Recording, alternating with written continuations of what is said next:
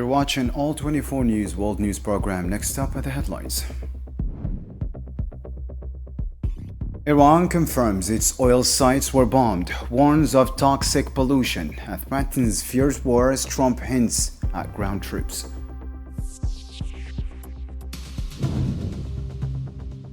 Also coming up, Iran strikes kill 2 in Saudi Arabia and hit Kuwait's airport, while President Pezeshkian warns neighbors and accuses Trump of twisting his words.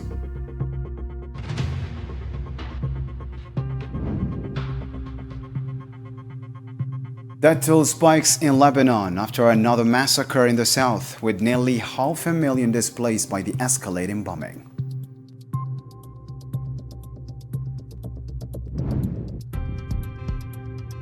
And later on, Russia doubles down on supporting Iran despite Trump's claims as China stays neutral and Algeria joins the call for peaceful solutions.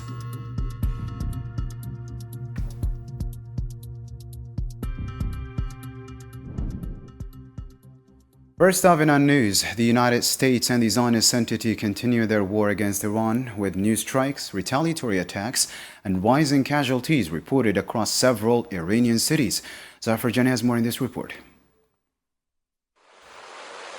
10 days into the war in the Middle East, U.S. and Zionist strikes continue targeting Iran. Overnight from Saturday into Sunday, several Iranian oil facilities were attacked. The National Iranian Oil Refining and Distribution Company says the strike hit 4 oil storage facilities and a petroleum products center in Tehran and Al-Burz. However, authorities say fuel supplies will continue through alternative sources. Iran's Red Crescent and the Environmental Protection Organization also warned of air pollution and possible toxic acid rain following explosions at oil and fuel storage tanks. To find out about that, we haven't talked about it, but it was a total obliteration. They haven't been able to get to it, and at some point maybe we will. You know, that would be a great thing, but right now we're just decimating them. But we haven't gone after it. But something we could do later on. We wouldn't do it now. Maybe we'd do it later. Inside Iran, authorities say 19 people were killed and dozens injured after missile strikes hit the city of Najaf Abad in Isfahan province, while air defenses say they shot down a Zionist Hermes drone over Markazi province. We have the capability to produce missiles, but we have deliberately limited ourselves to a range of less than 2,000 kilometers because we do not want to be considered a threat to any other party in the world. Trump should apologize to the peoples of the region and to the Iranian people for the killings and destruction they have committed against us. The Americans are the ones who started this war against us and attacked us, and we are defending ourselves. It is clear that our missiles cannot reach U.S. territory. What we can do, however, is target American bases and facilities around us, which unfortunately are located in the territory of our neighboring countries. Meanwhile, Iran's Islamic Revolutionary Guard Corps say it launched new waves of attacks under Operation True Promise 4, targeting military and energy facilities in the occupied Palestinian territories and the U.S. base in Ali Salem in Kuwait. The ongoing U.S. Zionist war on Iran comes as tensions continue to rise across the Middle East, with both sides warning that further responses remain on the table. U.S. President Donald Trump hailed what he called amazing work in Iran, claiming unprecedented victories. Speaking after receiving the bodies of 6 American soldiers killed in the ongoing conflict, Trump made clear that Washington's military operation in Iran will continue for the foreseeable future.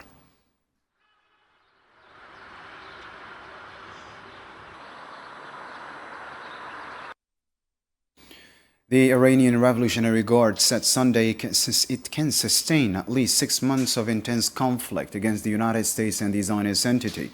Spokesman Ali Mohammed Naini, speaking to Fars agency, said Iranian forces have targeted over 200 American and Zionist sites across the Middle East and are prepared to continue the campaign at the current pace. نیروهای مسلح Our strong armed forces of the Islamic Republic are capable of continuing an intense war for at least 6 months at the current pace of operations. All the missiles we have used so far are from the first and second generations. As for those that have been produced since 2012 and manufactured over the past 10 years, we have not used them at all. And in the latest updates of this file, Iran has named Mujtaba Khamenei as its new supreme leader just over a week after the assassination of his father, Ayatollah Ali Khamenei, in the United States Zionist strikes that plunged the entire region into a sprawling war. The 56 years old, who will now be charged with leading the Islamic Republic through the biggest crisis in its 47-year history, was named by clerics as his father's successor on Sunday.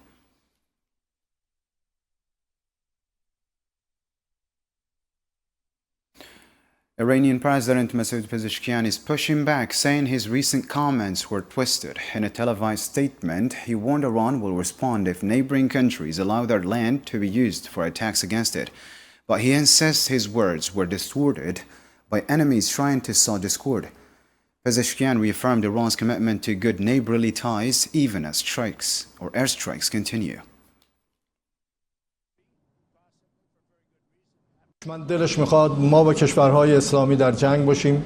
The enemy Israel and the US wants us and the Islamic countries to be at war. They want to create division among us. We have always said and continue to say that the intention and goal of the late leader Ayatollah Khamenei was for us to consider our neighboring countries as our brothers and for our relations with them to be good. But if any country, the US and Israel, attacks our territory and carries out an act of aggression, we are naturally forced to respond to these attacks. Our response doesn't mean we have a dispute with that country. Iran's Revolutionary Guard said its naval forces launched a combined drone and ballistic missile strike at dawn on Sunday on Kuwait's Al Udeiri base. The Guard reported heavy damage to buildings housing American helicopters. In addition, a swarm of drones hit Kuwait's insurance building, which the Guard claims is used for U.S. forces as command and control, replacing facilities destroyed at the Ali Salam base.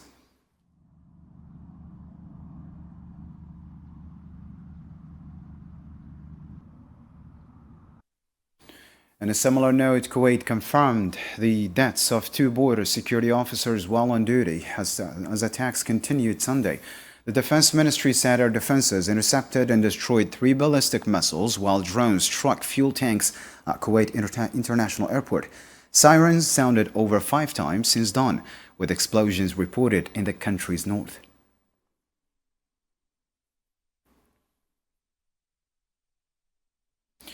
The UAE confirms the death toll from Iranian attacks has risen to 4. The Ministry of Defense says shrapnel from intercepted missiles and drones has fallen on residential areas since the strikes began. In Dubai Marina, debris from a successful air defense intercept damaged the tower facade. An AFP eyewitness reported seeing smoke rising from the building.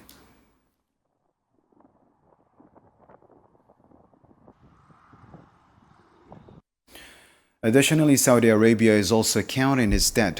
The civil defense confirms 2 people killed and a dozen wounded after a military projectile hit a residential site in Al-Kharj. The victims are Indian and Bangladeshi nationals. Meanwhile, the defense ministry says it thwarted multiple attacks. 3 drones targeting Riyadh's diplomatic quarter were shot down with no casualties. In total, forces intercepted 14 drones over and around the capital.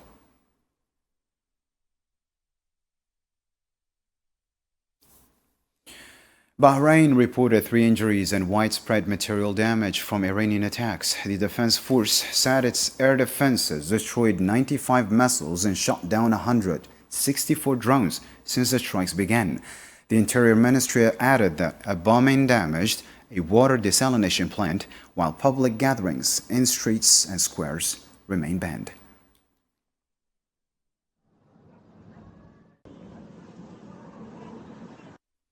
Cyprus Foreign Minister Konstantinos Kombos confirmed explosive-laden drones targeted British bases on the island launched from Lebanon.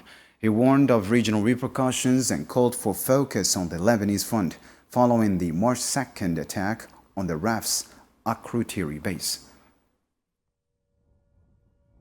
Therefore, we are concerned about what's been going on.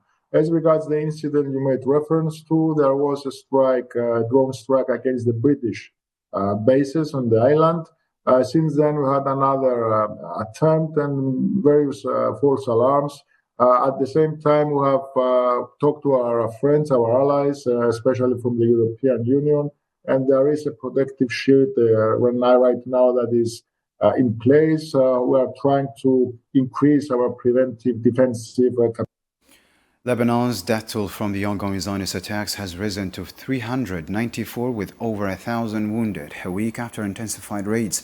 Health Minister Rakan al-Nasser ad-Din confirmed 83 children and 42 women among the martyrs and 9 paramedics killed, highlighting the deliberate targeting of medical teams and facilities. In Nabatiya Sira al-Gharbiya, 18 were killed Sunday when 2 missiles hit a 3-story building, killing 14 from one family. A second building's destruction claimed 4 more lives. On Saturday evening, 15 were killed in successive airstrikes on Beirut. Additional strikes targeted 3 southern towns, causing further casualties. So far, there are 394 martyrs, including unfortunately 83 children and 42 women. There are 1,130 wounded, including 254 children and 274 women. The numbers speak for themselves.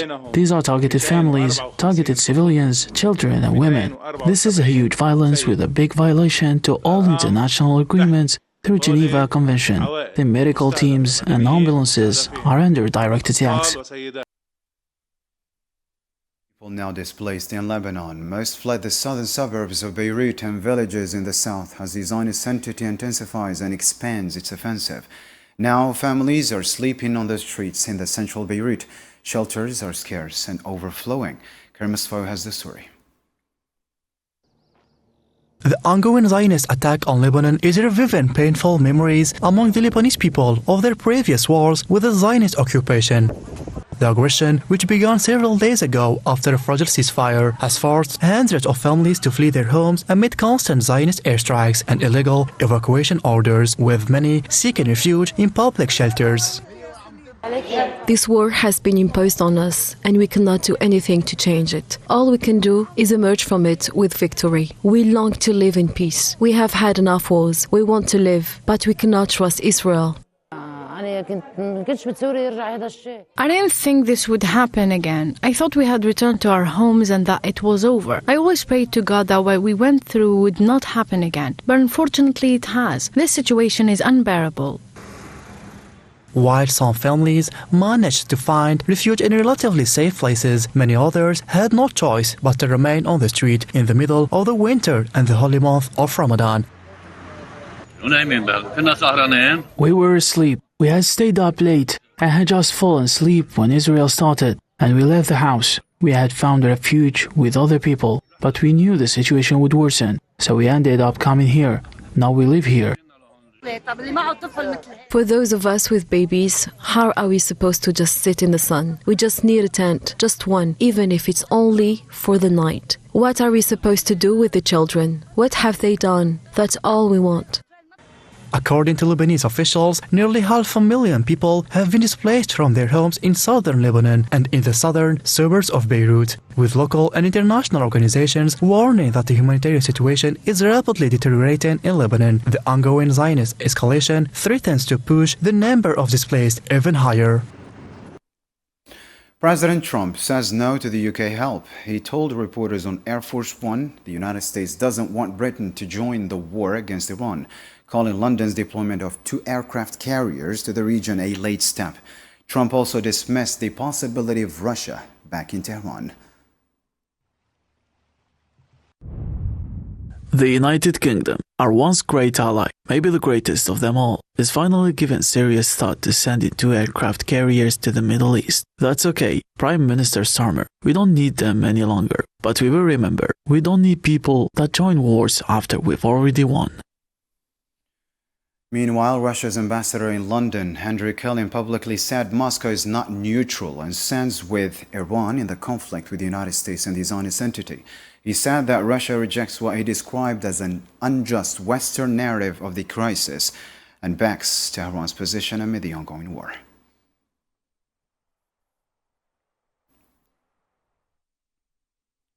For sport, China calls for a halt. Foreign Minister Wang Yi says the ongoing military operations in the region must stop immediately as the U.S. Zionist war on Iran hits day 9. He stresses respect for the sovereignty and security of Iran and Gulf states. Beijing, he adds, remains neutral. 面对陷入战火的中东，我想说的是。 Adhering to non-interference in internal affairs, the people of the Middle East are the true owners of this region, and the affairs of the Middle East should be independently decided by the countries in the region. Plotting color revolution or seeking regime change are not welcomed. Fourth, promoting political settlement of hotspot issues. China always believes that peace is the most precious. All sides should return to the negotiating table as soon as possible, resolve differences through equal dialogue, and make efforts to realize common security. 平等对话解决分歧，为实现共同安全做出努力。 Still on the diplomatic front, Algerian Minister of State and Foreign Minister Ahmed Attaf attended an extraordinary Arab League ministerial session Sunday to discuss the Middle East and Gulf crisis. The meeting reviewed the impact of escalating military operations on the sovereignty and security of Arab states, as well as the broader regional and international risks.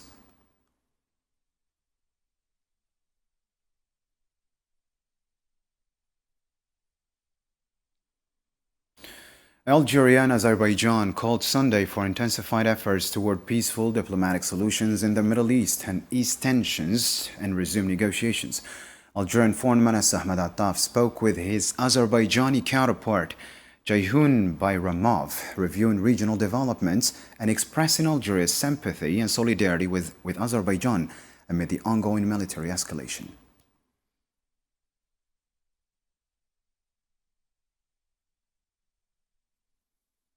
The White House announced Sunday that the United States Navy will begin escorting oil tankers through the Strait of Hormuz to secure energy flows. White House spokeswoman Caroline Leavitt said rising energy prices are a temporary disruption, while Trump continues to review the Iran operation and consider all options. How are you? Good, Monica. How are you? You're getting close to your due date, and so am I. Is that it clearly is not making a difference with respect to the military operations in Iran, because we are completely decimating them. As I said earlier, we've taken out nearly 30 of their ships. Their navy has been deemed combat ineffective. 90% reduction in ballistic missile retaliatory strikes against the United States and our Gulf Arab and partners in the region. So, of course, we are achieving the military objectives of this operation, and that is going to continue because the United States military. And speaking of energy, tensions in the Middle East are disrupting global energy supplies. Saudi Arabia, Kuwait, UAE, and Iraq have cut production, declared force majeure, and halted exports amid fears of the Strait of Hormuz closure. Abu Dhabi and Kuwait are managing offshore output. Iraq is scaling back crude shipments, and Saudi Aramco is rerouting oil in Yambo on the Red Sea to keep deliveries flowing.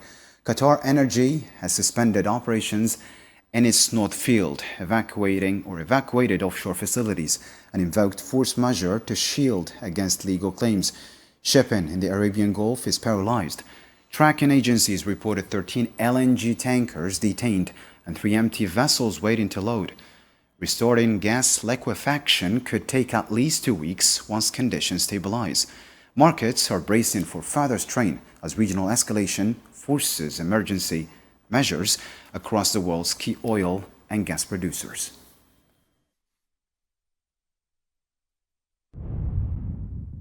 The market is shifting from purely pricing geopolitical risks to confronting tangible operational disruptions. Gulf countries could fully exhaust their storage capacity and be forced to shut down production fields if the war between the United States and Iran continues for more than 3 weeks. This could push Brent crude prices toward record levels, and oil supply cuts could exceed 4 million barrels per day by the end of next week if the strait remains closed.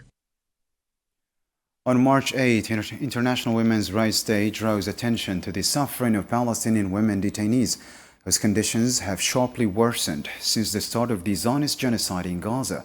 Salman Steve has more. A day meant to celebrate the rights, dignity and freedom of women around the world. Yet for thousands of Palestinian women held in the presence of the Zionist occupation, this day passes in the silence of prison cells and the indifference of the international community. Arrested, interrogated, detained and often tortured, some are students, others are mothers forced to leave their children behind. They all share the same reality: psychological pressure, humiliating searches and deprivation of contact with their loved ones. In several prisons, including Daman Prison, the Commission of Prisoners and Ex-Prisoners Affairs reports that Palestinian female detainees face particularly harsh conditions, lack of medical care, absence of basic hygiene products, and severe restrictions on practicing their religion. The prisons of the Zionist occupation remain an open field for torture, starvation, medical crimes, as well as practices of dispossession and deprivation, constituting serious systematic violations of human dignity. The Zionist occupation holds the majority of female prisoners in Daman Prison, where they face particularly atrocious detention conditions. The prisoners are in real danger. For Palestinian prisoners' rights organizations, these conditions reflect a broader pattern of systematic human rights violations, with many detainees held in near total isolation. Behind prison walls, Palestinian women continue to bear the burden of occupation. Some make the ultimate sacrifice, while others become symbols of resilience. On this March 8, the voice of Palestinian women remains a symbol of resilience when many attempt to silence behind prison bars.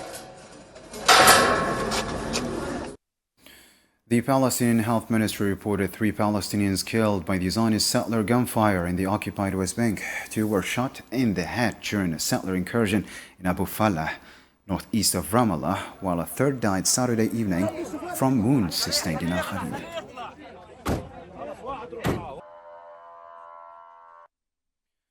Algerian President Abdelmajid Tebboune is cracking down on price gouging. He's ordered daily monitoring of fruit and meat speculators and says violators will be blacklisted and banned from importing and business for good. On the Eid al-Adha sheep imports, President Tebboune capped the price at 50,000 dinars max. He's ordered strict oversight to block fraud, smuggling and speculation. He also addressed youth policy affirming their right to jobs and care, but within a patriotic framework, warning against exploitation by dark forces. He ordered an investigation into why some young people aren't getting unemployment grants. And he wants new jobs or new ideas to cut jobless numbers, plus a stepped-up fight against drugs, which he calls a cross-border plot targeting Algeria's youth. Tebboune also wants stronger ties with Algerians abroad and a major upgrade to youth centers, at least 1 per municipality with programs chosen by the youth themselves.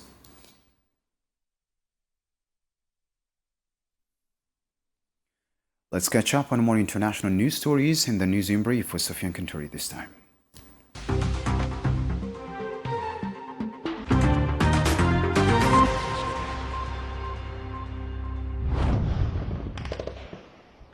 The Sudanese army carried out airstrikes targeting logistics facilities and fuel markets in Tanin and Nayala in western Sudan. Military sources told the news site Ultra Sudan that army drones struck fuel markets used to supply fighters of the Rapid Support Forces, triggering powerful explosions and causing casualties.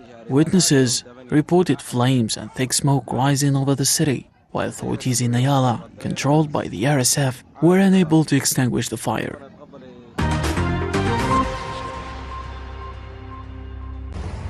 Authorities in Zaporizhzhia Oblast said 3 people were killed, including a woman, and more than 10 others injured in Ukrainian attack on the region. The Moscow-appointed official in the Russian-controlled part of the oblast said Ukrainian drones struck residential buildings and a civilian vehicle, causing the reported casualties. Norwegian police said Sunday that an overnight explosion at the embassy of the United States, Oslo, which caused limited material damage, may have been motivated by terrorism. Authorities did not disclose further details about the blast at the entrance of the consular section, but confirmed that explosives were used and said investigations are ongoing into possible motive. Algerian Olympic champion Kylian Moore won the silver medal in the balance beam event at the second stage of the Artistic Gymnastics World Cup in Baku. The Paris 2024 Olympic Games champion scored 13.800 points to finish second, continuing her strong performances on the international stage after winning gold in the uneven bar final at the same competition.